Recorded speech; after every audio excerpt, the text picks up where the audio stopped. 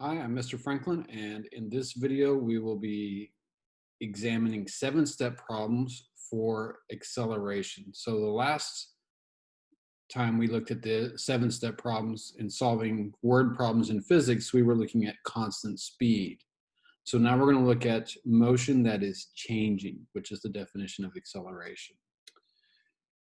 99.9% of you should be doing this on paper and not even try to do this in the Google Doc. However, the Google Doc does have the questions written out for you so you can follow along. You may use the Google Doc if you really want to, but I think you're going to find it much, much more difficult to do the math that we're going to be doing if you use the Google Doc. So you'll need this open. You're a note taker, so you can see the problems. You will probably need a tab with this video in it, and then you probably should have another tab with the equation sheet. So if you go to Google Drive and type in equation sheet, you should have a copy of it already. If not, it should be in the modules where I showed you, but you should open up your copy of the equation sheet to have available.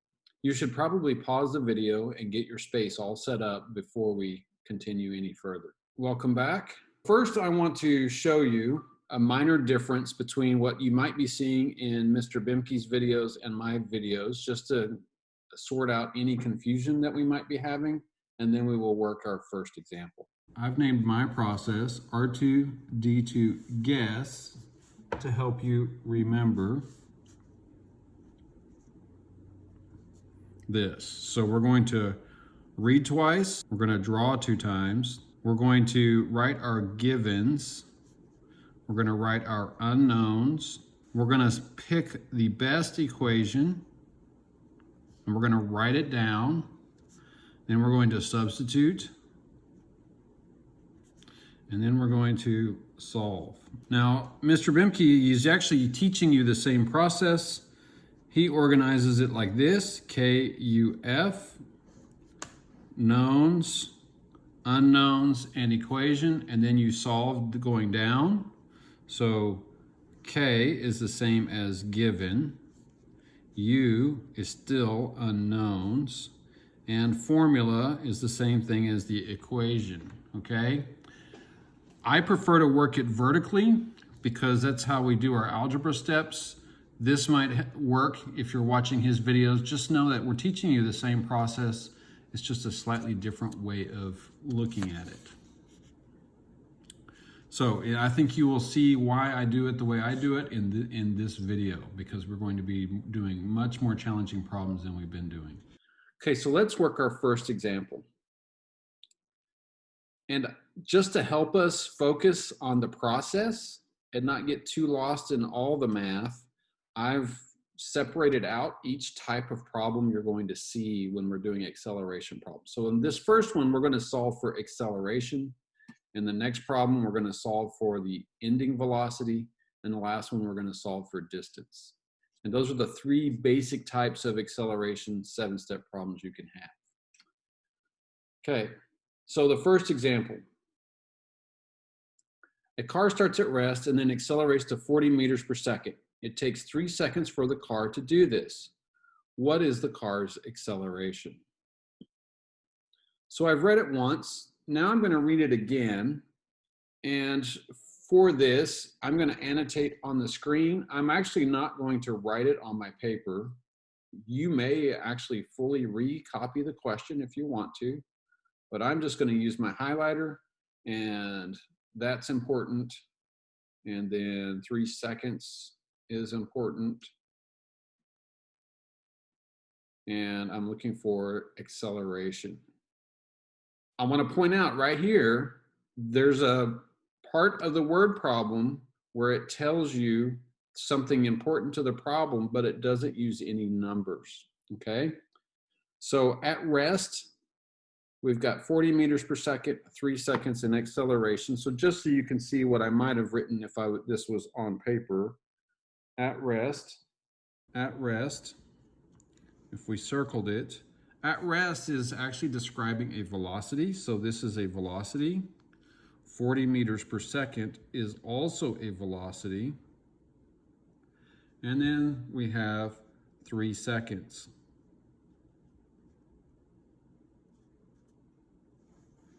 That's a time. And we're looking for acceleration. And that's acceleration. Okay.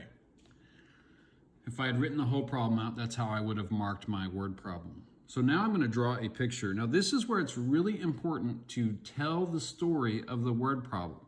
We're not just drawing random pictures because Mr. Franklin's making me draw pictures. Your picture should tell you the story, because as we go further and further, it may be the picture that you draw that solves the problem, okay? Because from here on out, the answer isn't always going to be right there in front of your face. Last time, many of you could just look at the problem and go, oh, the answer is going to be 3 seconds or 3 meters per second. You could just look at it. You can't do that anymore. You got to do the process. So let's tell our story. So the first is we have a car and it's starting at rest. So there is a starting line. And then it's going to accelerate. So we could draw an arrow and label it acceleration, which I don't know what the number is, but we know it accelerates.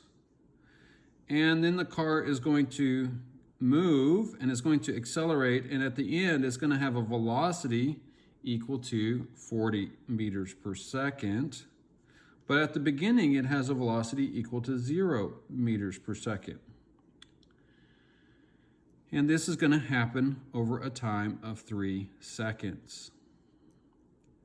Now I want to point out to you that this picture tells us a story. You should be able to look at this and go, I start at 0, I'm going to accelerate for 3 seconds, and I'm going to reach a speed of 40 meters per second. Now in physics, one of the ways we can help ourselves with these pictures is we actually label which velocity is which. So over here to the side, I'm just going to mark a couple of ways we can do this. There's the common way we've been doing with our slope formula. We got V2, we got V1, so second and first. So we could put V2, we could put V1. Some scientists, some physicists will actually go V1 and V0, because V at time equals 0. Would be 0. So we could do this V2 and V1.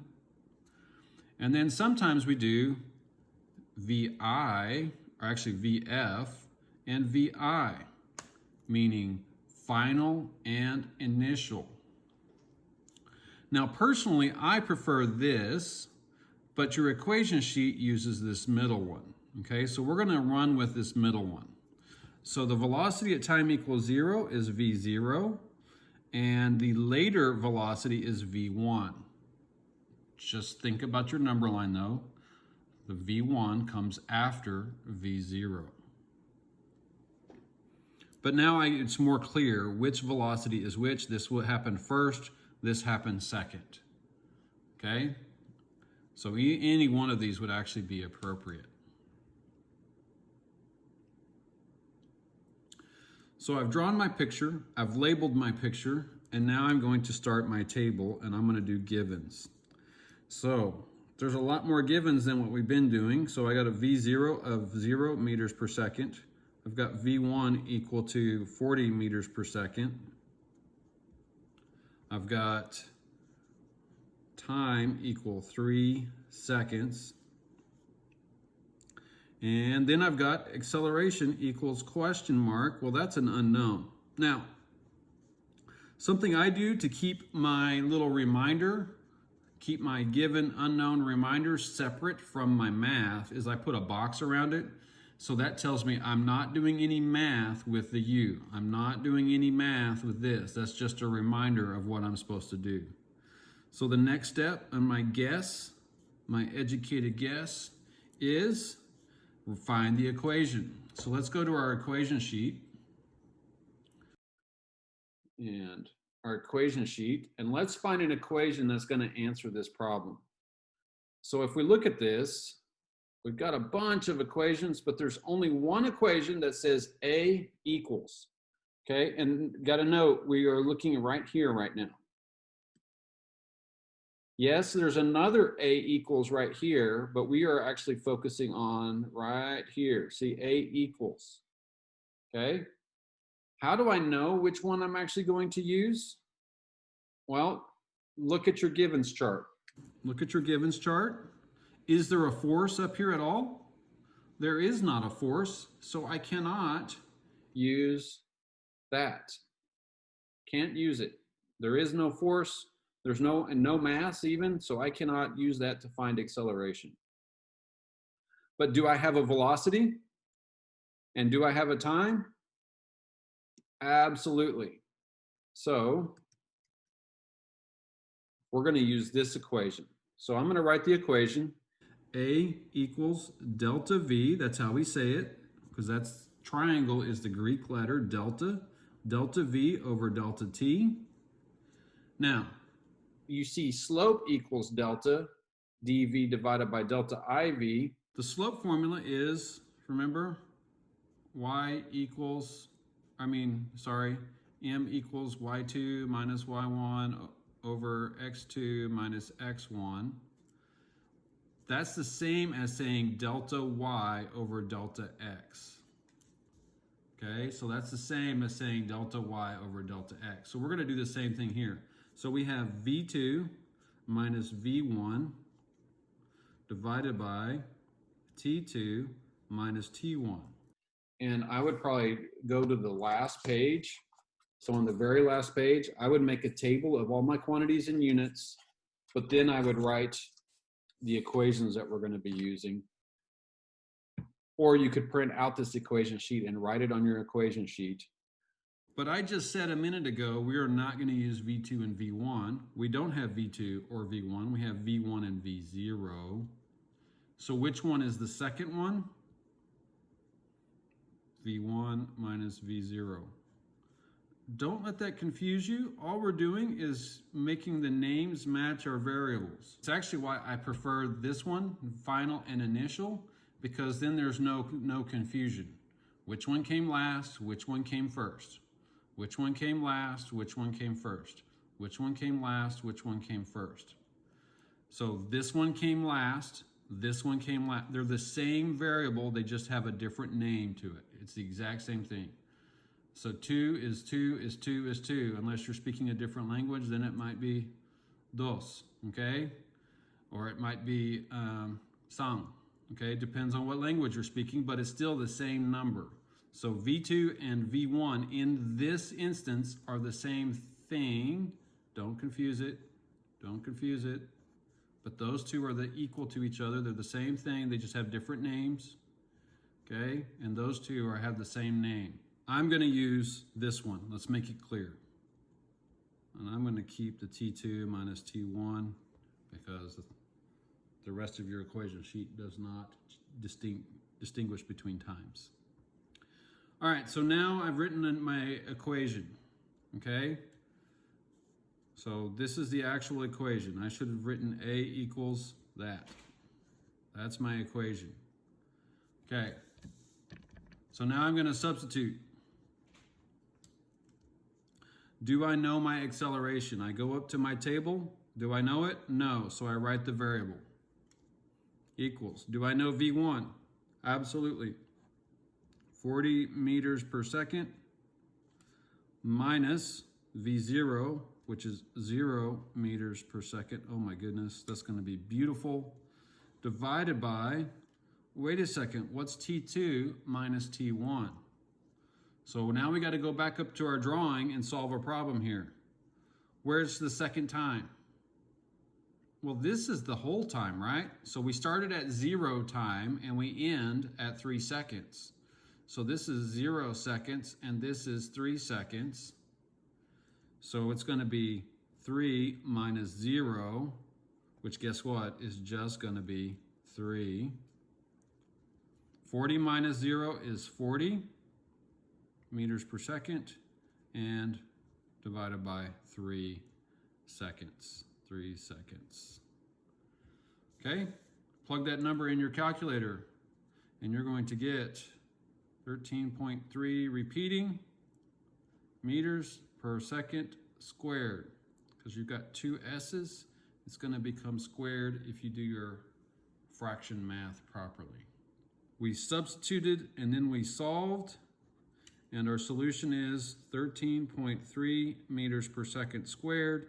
I've got the number and I've got the correct units. Now the problem is complete. So a couple things to point out here. We circled, we read twice, we labeled, we drew and we labeled our picture. We wrote our givens, we wrote our unknown, and then we picked an equation. There was only one equation that matched, but then we had to figure out what delta meant. Delta means change. It means the second minus the first. Okay? Delta means second minus first. Always, always, always. Second minus first, all the time. Okay? So we figured out our equation. Then we plugged in our numbers, but then we had to go back to our drawing and make sure that our numbers were going to work out. And then we solved the problem. Okay? So that seems pretty confusing, partly because it may be the first time you've seen one like that. But I promise you, if you follow the steps, you could probably draw the picture and do your givens and unknown without any problem. And so that's at least 3 points right there. 1, 2, 3. I know I'm looking for acceleration. I could write meters per second squared. There's 4 points. 4 out of 7, that's not bad. And you didn't even quite get into this part yet, okay? So make sure that you are doing as much as you can, even if you get stuck, and no shortcuts. You need to show your work. Let's take a look at the next problem.